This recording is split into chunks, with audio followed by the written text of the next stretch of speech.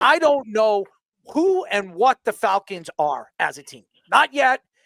They have a tremendous amount of talent. They've got great weapons. Kyle Pitts, I don't know what's going on with Kyle Pitts. They're going to have to figure something out. Raheem Morris or ownership needs to decide what they're going to do with him in the offseason because it hasn't worked out for him over there. Maybe he gets traded to the Cowboys. Maybe that could be a place you send Michael Parsons in the future because they have money. I don't know, especially if Kirk Cousins is off the board.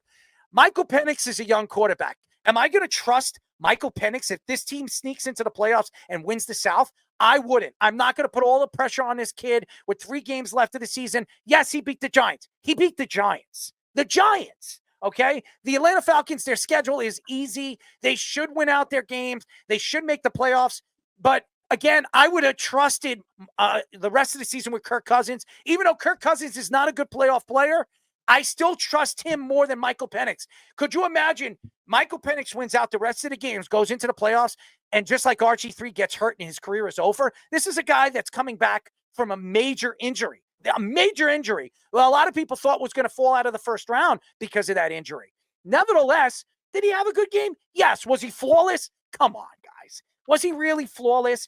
What was he, 15 for 27 or something like that? That's not flawless. I don't have the numbers in front of me, but he wasn't like 26 for 27. He wasn't like 25 for 27. He was like in the teens, and he threw out of 27 passes. So he wasn't flawless. Did he make mistakes? It's the Giants. It's the Giants. So again, Bijan Robinson is one of the best running backs in football. So you can ride with him. You can ride or die with him. The defense has played better in the second half. The secondary is a lot of questions to the secondary. We were talking about it last week. I don't trust this secondary. This is a young secondary. Jesse Bates has not been 100% all season long, and you can see the difference of this team, especially the secondary.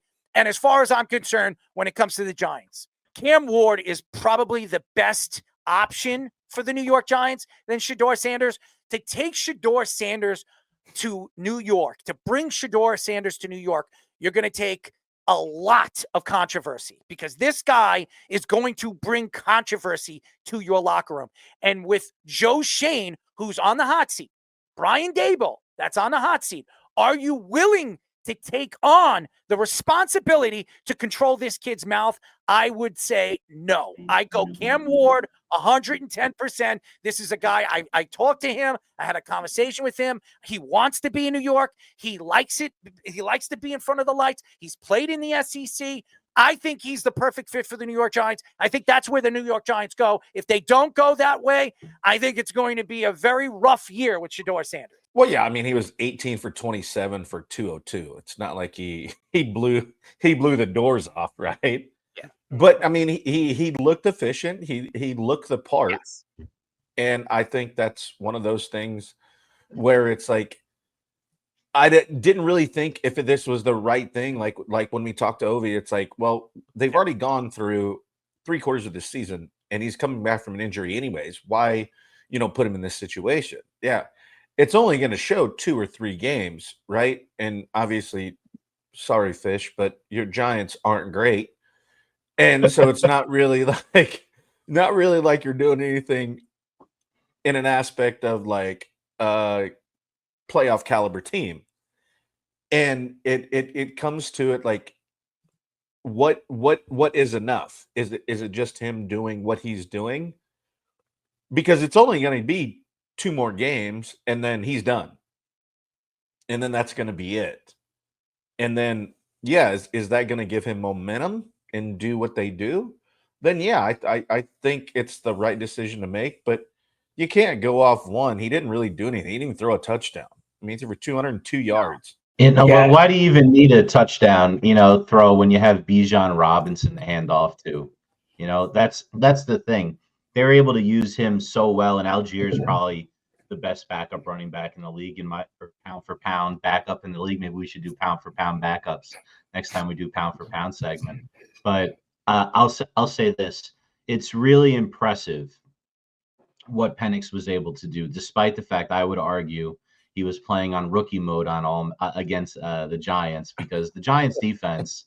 I mean, even though that was like a training wheels offense, it was dinking and dunking. He was throwing simple slants, pre-snap determinations, nothing crazy.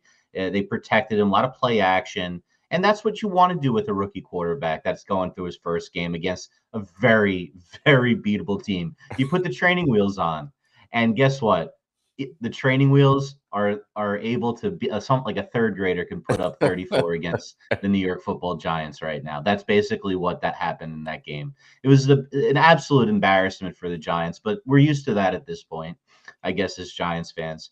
Penix, I mean, are you more confident with Penix throwing that kind of an offense than Kirk Cousins? I don't know. We'll see how it plays out. They're going to have to do more than they did against the Giants, except they didn't have to do much more than that to beat the Giants. Yeah, I think they just wanted to see what they have in Penix. They drafted him early. They want to get him a couple games experience, see what kind of experience he can get, see if he can throw different patterns, see if he can get some connections with receivers going into next season. I don't think it was anything but that. They have to cut Kurt. They're going to have to cut him before the $10 million to just save a little bit of money on him. So they're just like, hey, let's throw him out. He's going to get a playoff game experience.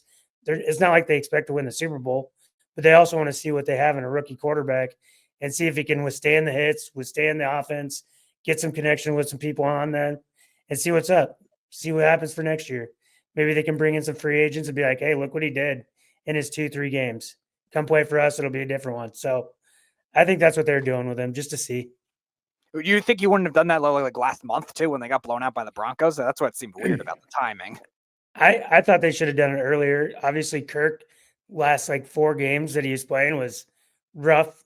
I mean, I think he had like 1 touchdown compared to like 10 interceptions or something like that. I think they should have pulled the plug on him a little bit earlier. But I also think now they're like in a position where they know Kirk's not going to be the guy of the future. Let's see what we have and go forward with the future.